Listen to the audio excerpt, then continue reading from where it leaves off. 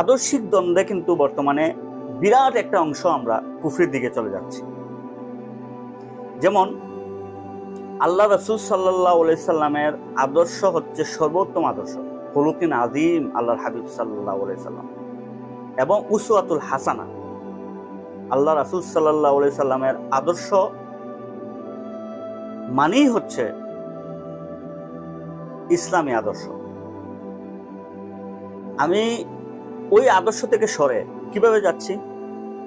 আদর্শিক দ্বন্দ্ব আমরা এখানেই বোঝা যায় যে আদর্শিক দ্বন্দ্ব আমরা অনেক সময় ব্যক্তি আদর্শে আমরা ঢুকে যাই, ব্যক্তি আদর্শের সৈনিক আমরা হয়ে যাই।